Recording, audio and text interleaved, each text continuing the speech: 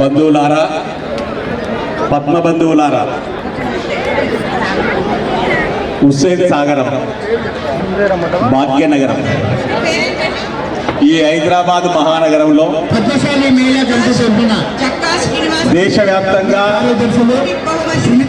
అలనాటి ఉమ్మడి రాజ్యంలో ఈనాటి తెలంగాణలో మన సామాజిక ఔన్నత్యాన్ని, సాంస్కృతిక వైభవాన్ని కాపాడుకుంటూ ఈ ముషీరాబాద్ పద్మశాలి సంఘం ఆధ్వర్యంలో ఈ ఇందిరా పార్కులో గణతంత్ర దినోత్సవాన జనవరి 26న పండగ జరుపుకోవడం, మేళా జరుపుకోవడం ఈనాటిది కాదు. 46 ఏళ్లుగా సాగుతున్నటువంటి ఈ మహత్తర ప్రయత్నాన్ని నిరంతరాయంగా, దిగ్విజయంగా, ఎంతో శ్రద్ధతో ఈ రీతిలో నిర్వహిస్తున్నటువంటి నిర్వాహక బృందాన్ని, పద్మశాలి సామాజిక శక్తిని పెంచేందుకు కృషి చేస్తున్నటువంటి బంధువులందరినీ కూడా అభినందిస్తా ఉన్నాను. ముషీరాబాద్ పద్మశాలి సంఘం, మన సుదేశ్, మిగతా బంధువులందరూ కార్యవర్గంగా ఏర్పడి చేస్తున్న కృషి వలన, మిగతా వివిధ వేదికలు నిర్వహిస్తున్నటువంటి ఈ నిర్వహణ మూలంగా ఈ ఇందిరా పార్క్ పద్మశాలి సాంస్కృతిక వైభవ పార్క్గా ఈ ఒక్కరోజైనా చూపగలుగుతున్నందుకు మీ అందరికీ అభినందన. ఎంతో ఆసక్తితో మీరంతా వచ్చి ఉన్నారు. ఎన్నో రకాల అనుబంధాలు పెంచుకోవడం కోసం ఇక్కడికి వచ్చి ఉన్నారు. అంత మాత్రమే కాకుండా మన సామాజిక ఔన్నత్యాన్ని చూపడానికి కూడా వచ్చి ఉన్నారు.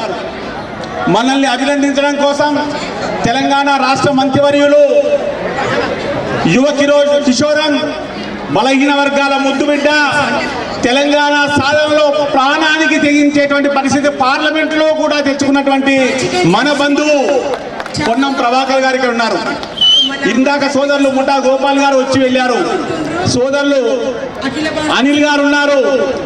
మిగతా శక్తి అంతా కూడా ఇక్కడ ఉంది. వివిధ రాజకీయ వర్గాలకు చెందినటువంటి, రాజకీయ సిద్ధాంతాలకు చెందినటువంటి వాళ్ళు ఇక్కడ రాజకీయాలకు అతీతంగా మనం చేస్తున్నటువంటి ఈ మేళాన్ని అభినందించడం కోసం మరింతగా పాలనా శక్తి కదిలి రావాలి అంటే మనలో నిబిడీకృతంగా ఉన్నటువంటి శక్తిని జాగ్రత్తగా ప్రదర్శిస్తూ పోవాలి. దానికి అవకాశం రానున్నది బంధువులారా. అతి త్వరలో తెలంగాణ వ్యాప్తంగా స్థానిక సంస్థల ఎన్నికలు జరగనున్నాయి.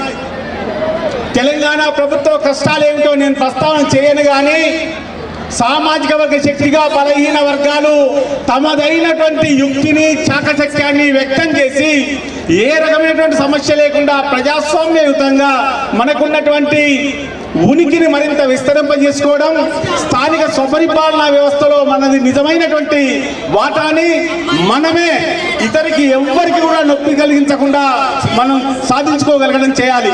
దానికోసం బలహీన వర్గాల్లోనే ఉన్న పద్మశాలి బంధువుల యొక్క పాత్ర ఏమిటి? కులాల మధ్య వైరుధ్యం ఉంది, కులాల మధ్య నైక్యత ఉంది, కులాల మధ్య రాజీ లేదు, కులాల మధ్య ఏ రకమైన సాంగత్యం లేదు.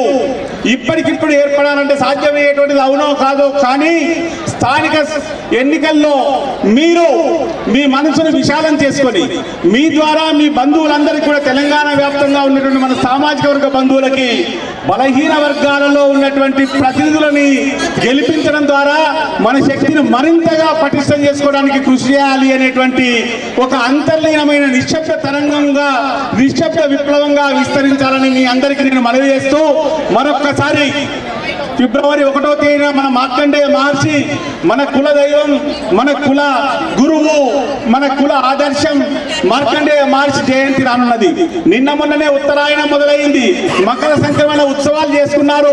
అంత మాత్రమే కాకుండా నూతన సంవత్సరం 2025 మీకు మరింత శక్తియుతంగా మారాలి అని, అందుకోసం ఆ మార్కండేయ మహర్షి కృపా కటాక్షం మీకు అందాలని, రానున్న ఉగాది తర్వాత మీరు చేసే ప్రతి అడుగు కూడా ఒక చైతన్యంగా ముందుకు సాగాలనేటువంటి అభినందన వ్యక్తం చేస్తూ, నిర్వాహకులకి మరింత ఉత్సాహంతో, మరింత శ్రద్ధతో ముందు మరిన్ని ఉన్నతమైనటువంటి విస్తారమైన అడుగులు వేయవలసిందిగా శుభకామన వ్యక్తం చేస్తూ నేను ముగిస్తాను.